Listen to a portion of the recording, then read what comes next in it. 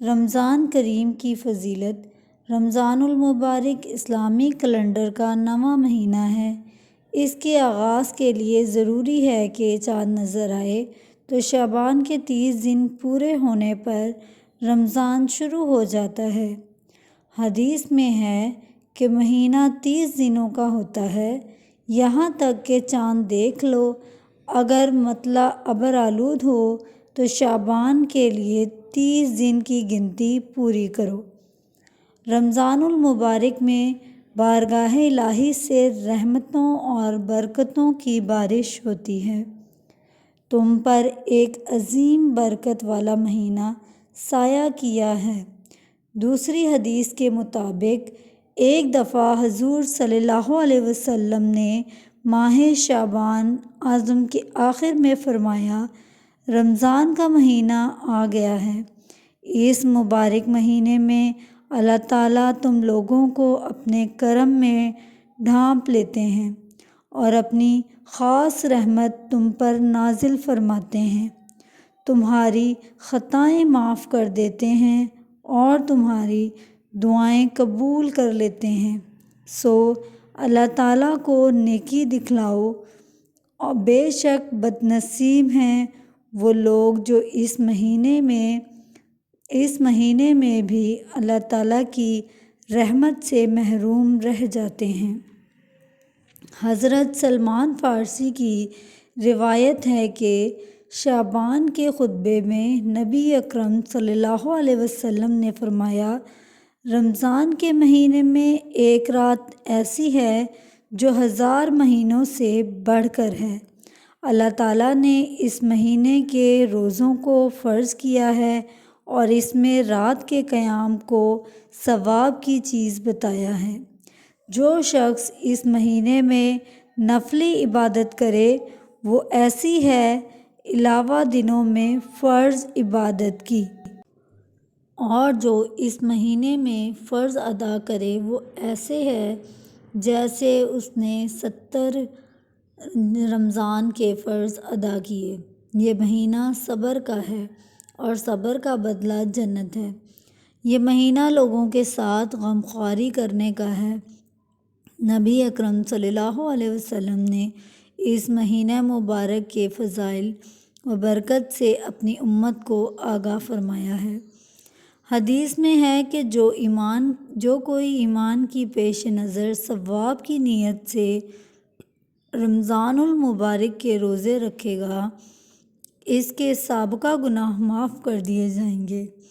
ماہ رمضان المبارک کی ایک خصوصیت یہ بھی ہے کہ اس میں جنت کے دروازے کھول دیے جاتے ہیں اور جہنم کے دروازے بند کر دیے جاتے ہیں اور شیطان کو قید کر دیا جاتا ہے۔ حضور اکرم صلی اللہ علیہ وسلم اس مبارک مہینہ میں صدقہ و خیرات کیا کرتے تھے۔ ہمیں بھی اس مبارک مہینے میں زیادہ مال اللہ تعالیٰ کی راہ میں صدقہ خیرات کرنا چاہیے۔ حدیث میں ہے کہ حضور اکرم صلی اللہ علیہ وسلم رمضان کی راتوں کے حصوں میں قیام فرمایا کرتے تھے۔ آپ کا ارشاد ہے، جس نے ایمان کے پیش نظر اللہ سے ثواب لینے کی خاطر رمضان میں قیام کیا، اس کے سابقہ گناہ معاف ہو جاتے ہیں۔ چنانچہ رمضان المبارک کی راتوں کو نماز و تراویح کے بعد اس طرح زندہ رکھا جاتا ہے کہ ان میں اللہ کا ذکر اور عبادت کی جائے۔ رمضان المبارک میں اگر عمرہ کرنے کی سعادت حاصل ہو جائے تو سونے پر سہاگا ہو جاتا ہے، کیونکہ حضور اکرم صلی اللہ علیہ وسلم کا ارشاد ہے کہ رمضان میں عمرہ کرنا میرے ہمراہ حج کرنے کے برابر ہے۔ رمضان المبارک کے روزے فرض کرنے کا مقصد یہی ہے کہ انسان کے اندر تقویٰ پیدا ہو، جھوٹ، فریب، دھوکہ دہی اور حق تلفی جیسی برائیوں سے بچے۔ ارشاد باری تعالیٰ ہے، اے ایمان والو، تم پر روزے فرض کیے گئے ہیں جیسا کہ تم سے پہلے لوگوں پر فرض کیے گئے تھے تاکہ تم پرہیزگار بن جاؤ۔ سورۃ بقرہ آیت نمبر 183۔ نبی اکرم صلی اللہ علیہ وسلم نے رمضان المبارک کے فرض روزے رکھنے کی بے حد تاکید فرمائی ہے۔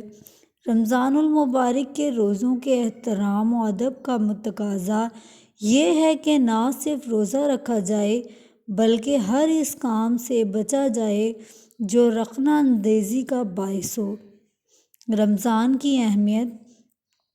حضرت عبداللہ بن عباس رضی اللہ تعالیٰ عنہ سے روایت ہے کہ انہوں نے رسول اکرم صلی اللہ علیہ وسلم کو یہ ارشاد فرماتے سنا کہ جنت کو رمضان المبارک کے لیے خوشبوؤں کی دھونی دی جاتی ہے اور شروع سال سے آخر تک اسے آراستہ کیا جاتا ہے۔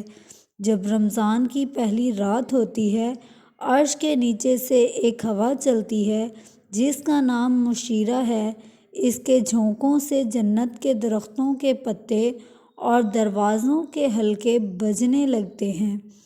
جنت کے دروازے حضور پاک صلی اللہ علیہ وسلم کی امت کے لیے کھول دیے جاتے ہیں اور جہنم کے دروازے بند کر دیے جاتے ہیں، اور جبرائیل علیہ السلام کو حکم ہوتا ہے کہ سرکش شیاطین کو قید کر کے گلے میں طوق ڈال کر دریا میں پھینک دو تاکہ امت محمدی صلی اللہ علیہ وسلم کے روزوں کو خراب نہ کریں۔ حضور اکرم صلی اللہ علیہ وسلم نے یہ بھی فرمایا کہ اللہ تعالیٰ ایک منادی کرنے والے کو حکم دیتے ہیں کہ 3 مرتبہ یہ آواز دے کہ ہے کوئی مانگنے والا جس کو میں عطا کروں، ہے کوئی توبہ کرنے والا جس کی میں توبہ قبول کروں، ہے کوئی مغفرت چاہنے والا کہ میں اس کی مغفرت کروں۔